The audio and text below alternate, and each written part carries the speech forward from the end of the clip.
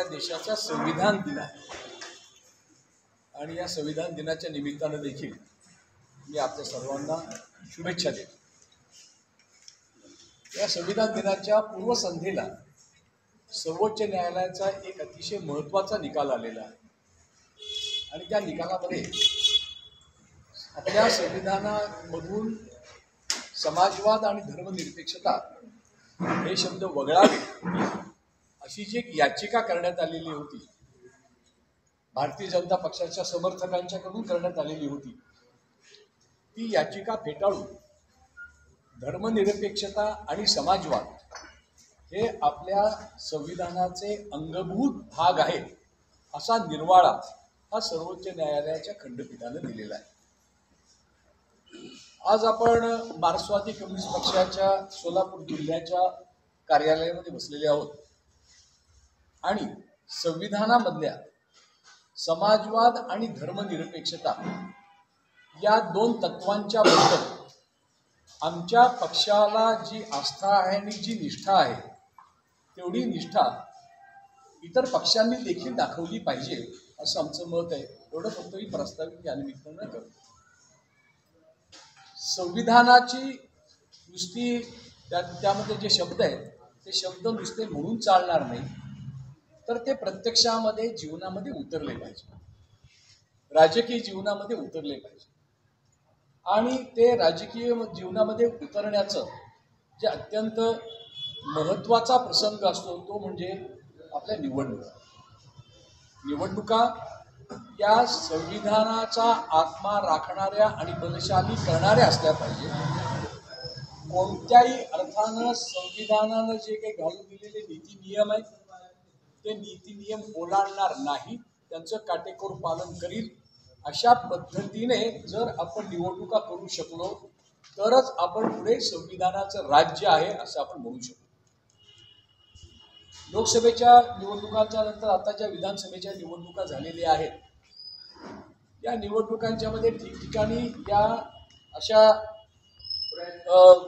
संविधानिक तत्वांचं उल्लंघन हे जाणीवपूर्वक अनेक ठिकाणी करण्यात आलेलं आहे आणि सोलापूर मध्य हा जो विधानसभा क्षेत्रामध्ये आम्ही आमचे पक्षाच्या वतीनं माजी आमदार नरसय्य यादव मास्तर यांची उमेदवारी दिलेली होती आणि त्या दृष्टीनं आम्ही सर्वजण प्रचार करत होतो।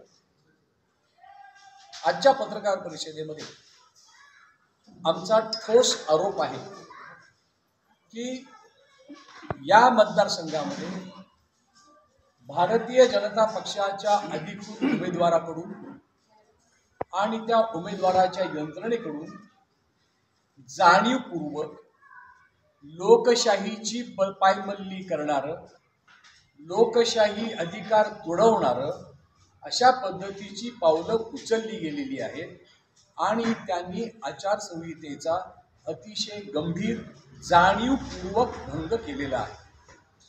त्याची काही मोजकी उदाहरणं मी आपल्यासमोर देतो आहे।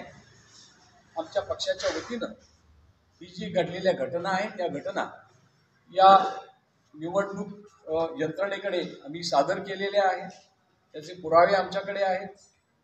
त्यापैकी एक घटना जी आहे ही घटना 13 नोव्हेंबर रोजी घडलेली घटना आहे।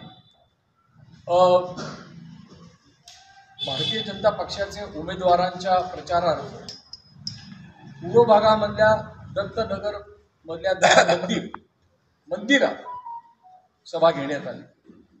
हा आचारसंहितेचा केलेला भंग आहे, हा जाणीवपूर्वक केलेला भंग आहे, अनवानानं घडलेली गोष्ट नाही आणि त्यामुळे तो गुन्हा दाखल झालेला आहे। आम्ही त्याबद्दल तक्रार केली, आमच्या अनिल वासव यांनी त्याबद्दलची तक्रार केलेली होती। तो गुन्हा जोखलदार आणि त्याच्या भरारी पथक प्रमुखाकडून तो गुन्हा दाखल करण्यात आला। स्थळांचा वापर हा निवडणुकीसाठी करता येत नाही हे आपण समजून घेतलं पाहिजे। दुसरं अतिशय गंभीर अशा पद्धतीनं निवडणूक प्रचार संपला। तो संपल्यानंतर 18 तारखेला रात्री एका ठिकाणी कमटम वसाहतीमध्ये रायमल्लू कमटम यांच्या निवासस्थानी भारतीय जनता पक्षाच्या उमेदवाराच्या वतीने 1200 ते 1500 लोकांचं जेवण तिथे शिजवलं जात होतं प्रलोभन, मतदारांना प्रलोभन देण्यासाठी म्हणून मोठ्या प्रमाणावरती तिथे जेवणावळ केली जात होती आणि ती भारतीय जनता पक्षाच्या उमेदवाराच्या समर्थनार्थ केली जात होती. तो जो काय आचारसंहितेचा भंग आहे त्याच्याबद्दल देखील तक्रार करण्यात आली आणि काही बाबतीमध्ये भरारी प्रमुखाकडून गुन्हा त्या बाबतीमध्ये नोंदवण्यात आलेला आहे. हे कमी म्हणून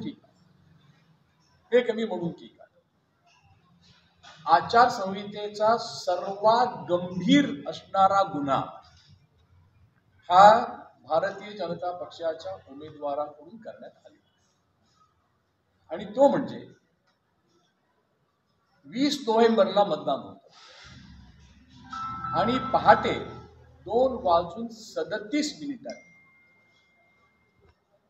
प्रसार माध्यमांच्या वरती एक पत्रक प्रकाशित करण्यात आलं आणि त्या पत्रकामध्ये प्रसार माध्यमांच्या वरती आपलं सोलापूर नावाचा जो काही ग्रुप आहे त्या आपलं सोलापूर या ग्रुपवरती अखेर अडम मास्तरांचा देवेंद्र कोठे यांना पाठिंबा जाहीर या नावाचं आणि त्या प्रकारचा मजकूर असलेलं पत्र हे आमचे उमेदवार कॉम्रेड नरसय्या अडम मास्तर यांच्या नावासकट यांच्या फोटो सकट हे त्या प्रसार माध्यमामध्ये पत्रकाच्या स्वरूपामध्ये हे मुद्रित करण्यात आले.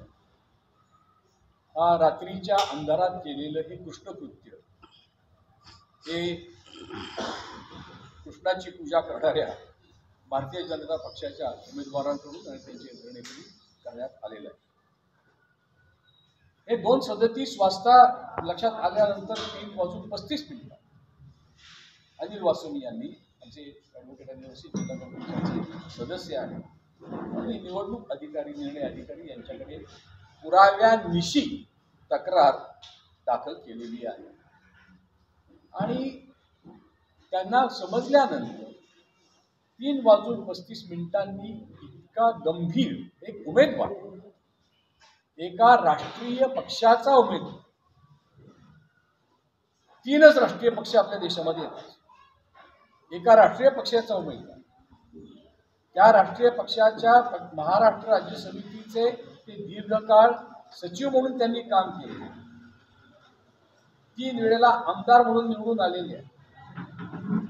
एवढंच नव्हे तर या राष्ट्रीय पक्षाच्या केंद्रीय समितीचे ते दीर्घकाळ सदस्य राहिलेले आहेत आणि त्याच्याबद्दल या प्रकारचा अशा पद्धतीचा खोटा बदनामी करणं निवडणुकीच्या ऐन तोंडावरती रात्री दुसऱ्या दिवशी मतदान असताना मतदानावरती या पद्धतीचा प्रभाव टाकण्यासाठी म्हणून जाणीवपूर्वक हे जे कृत्य करण्यात आलेलं आहे हा आचारसंहितेचा भंग आहे.